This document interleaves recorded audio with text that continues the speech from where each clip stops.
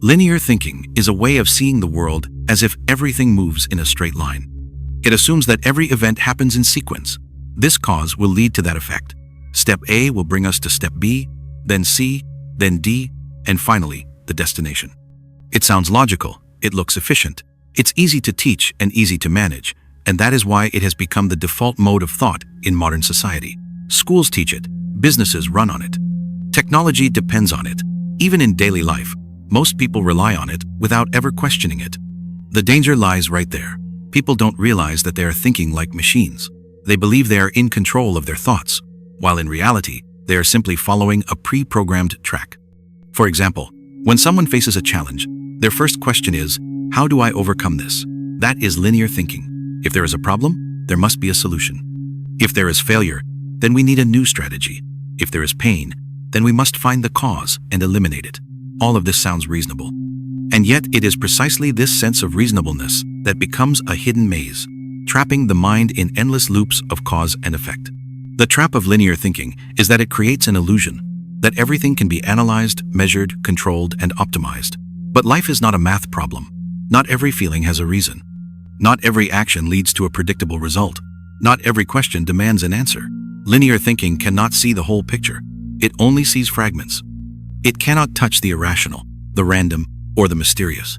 And above all, it cannot reach into those living depths of experience that words can never describe.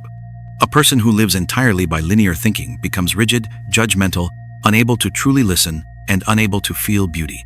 They will try to solve everything, even the things that are not meant to be solved. Love, sadness, silence. They may become efficient, yes, but also lifeless.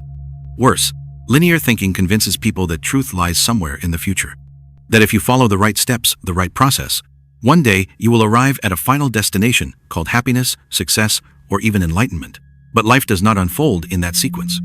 In this episode, we will dive deeper, not to prove that linear thinking is wrong, but to show why it is too narrow to hold the fullness of life.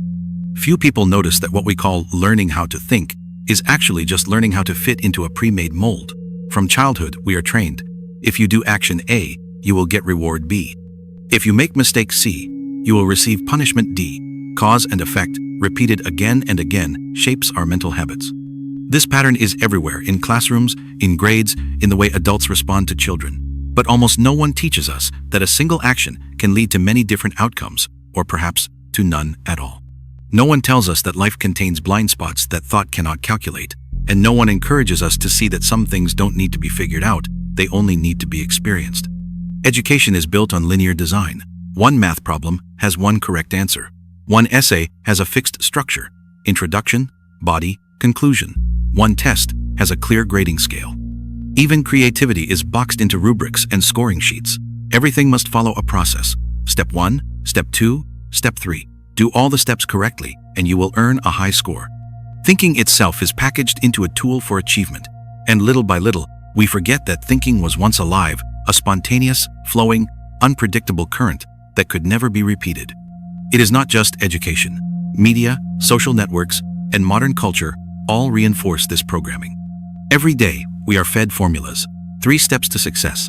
5 things you must do each morning. 7 habits of the wealthy. The same pattern, repeated endlessly, until we no longer notice how small the box has become. All of this reinforces the illusion that life is like a machine.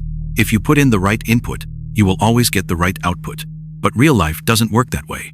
Life is not linear. It has no formula. It is full of surprises, interruptions, and sudden turns that no one could predict. Linear thinking is not just a habit, it is a form of mental training. And when the mind has been trained for too long in only one way, we stop seeing it as a way of thinking. We start to believe it is simply natural. That is the most dangerous point.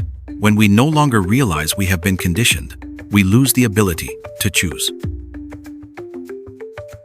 Have you noticed that in your most creative, most awake, or even most painful moments, you are not thinking step by step?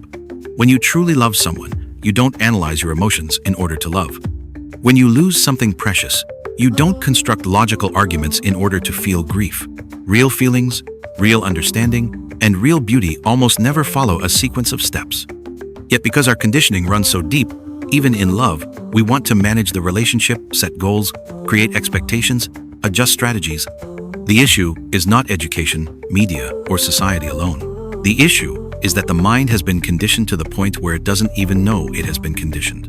What we need is not to completely reject linear thinking, but to see it clearly as a mechanism operating inside us, not so that we can fight against it, but so that we are no longer trapped by it as our only reflex.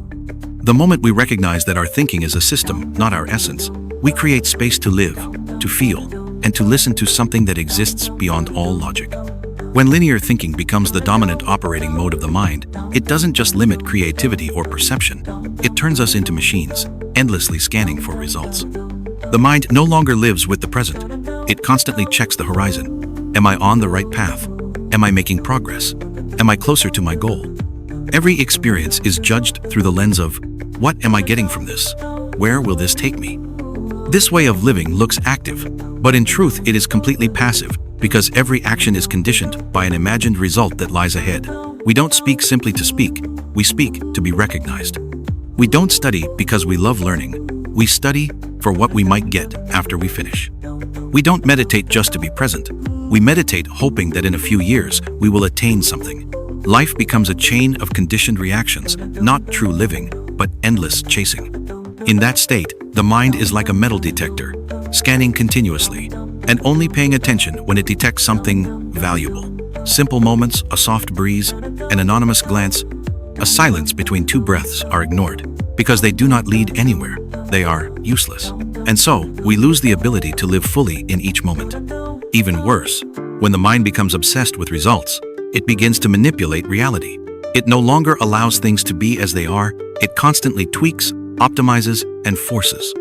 Other people stop being living beings and instead become means to an end. A source of feeling loved, of feeling important, of feeling right. Even our own selves are reduced. We are no longer human beings, we become self-improvement projects, endlessly trying to perfect ourselves, one step at a time. This is why so many people today feel exhausted, without knowing why. It's not that anyone is forcing them to overwork, it's that they cannot stop. The mind keeps comparing, keeps measuring, keeps whispering that they are not enough. The filter of expectation never turns off.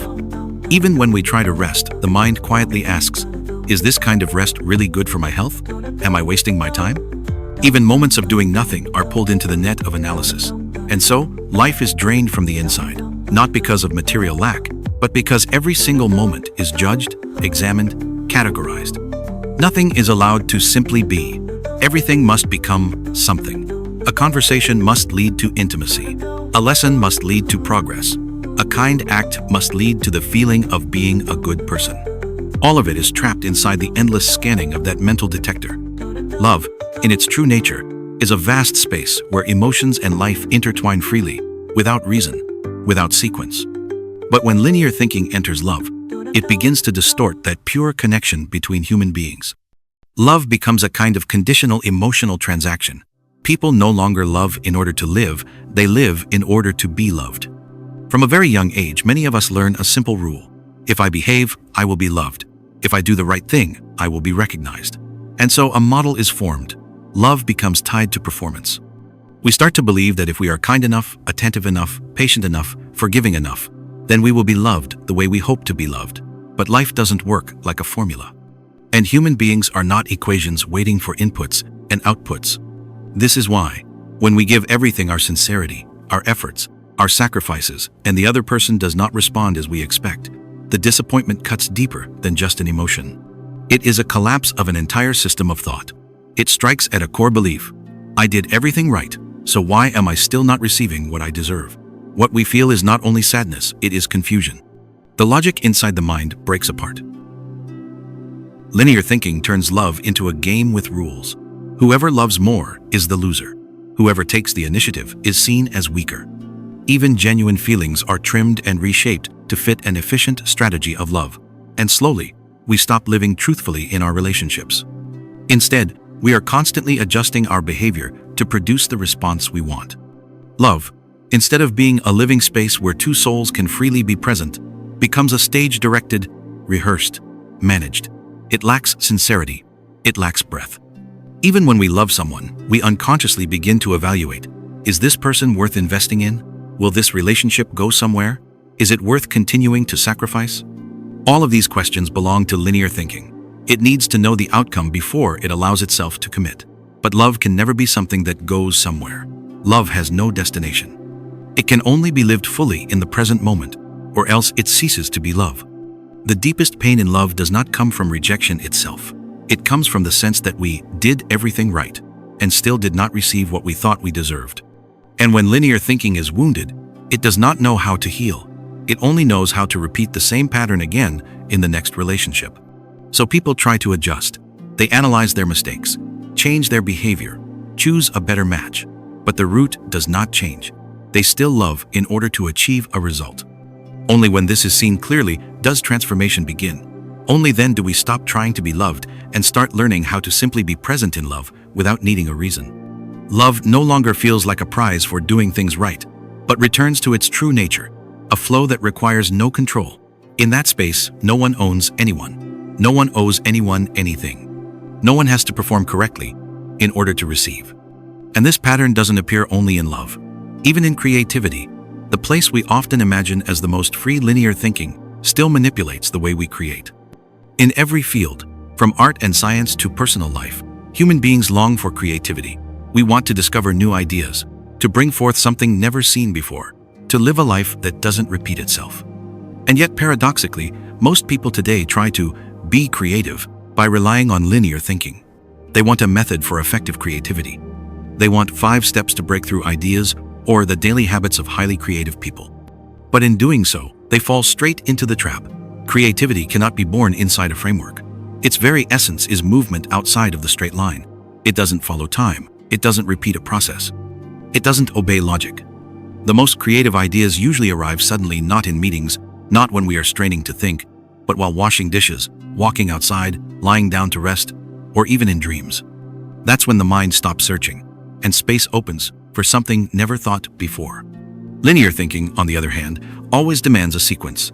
It wants goals, timelines, clear plans. It wants to know, where am I now? What comes next?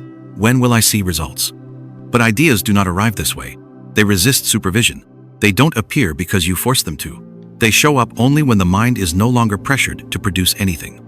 That's why so many people, the harder they try to be creative, the more stuck they feel. They sit in front of a blank page, demanding themselves to write something new, and the more they force, the more they repeat the old. They want to think big, but they are still thinking with the same old tools they mistake for innovation. And so, what they produce may be labeled an idea, but in truth, it is only recycling within the boundaries of safety. By contrast, true breakthrough ideas arrive like unexpected guests, without announcement, without signals, without plans. They are born from emptiness, from that space where the mind no longer runs like a content production machine. This creative space does not live in an office. It exists in a state of being that is not required to prove anything. It is a waiting without purpose. It is presence without a script. Linear thinking cannot accept this. It interrupts immediately with questions. If you keep leaving it empty like this, when will the product come out? But that very question kills creativity. It turns creation into production, a process subject to review. Only when we let go of expectation, only when we live with not knowing, do ideas begin to rise gently, unexpectedly, without reason. They are unlike anything that came before, precisely because they do not follow any path that can be repeated. They are like a stone dropped into a still lake, stirring layers of water that seemed lifeless under the weight of rules and models. To want creativity is not to find a faster path, but to dare to step outside the path altogether. It is not to think more, but to stop thinking in the same old way. But if even creativity, a force we assume is free, is pulled into the cage of linear thinking, then what happens when that same pattern enters the realm of spirituality? In religion, in spiritual practice, in meditation, if people approach the path as a training plan to reach a goal, then the process itself begins to lose its vitality. These practices were once seen as ways to transcend suffering, to rediscover peace within, or to touch something beyond the limits of the ego. Yet, when approached through linear thinking, even prayer, meditation, mantra chanting, or scripture recitation, all of these sacred acts gradually turn into a form of spiritual transaction.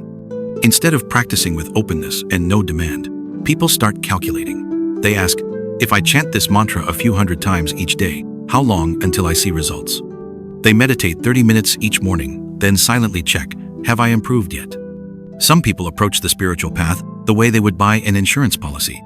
They think, if I live correctly, eat vegetarian, practice generosity, and do good deeds, then when I die, I'll be liberated. And when they don't see results, they change their method, change their teacher, or change their technique, just like an investor switching strategies in search of a better return. This is what happens when linear thinking takes over spiritual practice. It drains away the most important quality, the unconditioned aliveness of the path itself. When the mind keeps placing results in the future, then the present moment is reduced to nothing more than a tool. Each breath, each step, every teaching of the awakened ones no longer live directly, but treated as a method to reach an outcome. In that way, practitioners stop living in the Dharma and instead live in their expectations about the Dharma. Worse still, many spiritual systems today, without realizing it, actually reinforce this linear mindset. They present the path as if it were a clear curriculum. Stage 1, concentration. Stage 2, purification. Stage 3, wisdom. Stage 4, liberation. It sounds organized. It sounds easy to follow. But the moment the mind hears this, it begins to measure. Where am I on the ladder? How far have I progressed? How many more steps until awakening? The more theories, the more formulas, the farther we drift from living the Dharma as it island. Because the spiritual path is not a game of winning or losing. It's not a road with a finish line, where if you walk far enough, you'll be rewarded at the end. If the mindset is still, I'll do this in order to get that, then it's not the way. It's still only psychology of efficiency, painted over with religious language. True liberation doesn't appear as a reward. It arises only when the mind stops demanding any reward at all. So then, if we no longer follow a fixed roadmap, if we no longer think in terms of progress, how does wisdom operate? Most people, when they hear wisdom, imagine sharper analysis, faster problem solving, deeper knowledge. But that's only the surface layer, the wisdom of linear thinking. In that world, being wise means being smarter than, faster than, knowing more than. Intelligence there is measured by how much information one holds, how quick one's responses are, how precise one's reasoning island. But there is another kind of wisdom. It doesn't run on the axis of time. It doesn't rely on accumulation. And most importantly, it doesn't move from point A to point B to achieve something. This is non-linear wisdom. It is not more, it is different. It does not progress. It shifts the entire way of seeing. Non-linear wisdom doesn't come from learning more. It comes from letting go of what blocks clear seeing. It's like looking through a dirty window. Normally, we think, I must clean each stain, one by one, to see clearly. But suddenly, we realize we don't need to scrub every spot.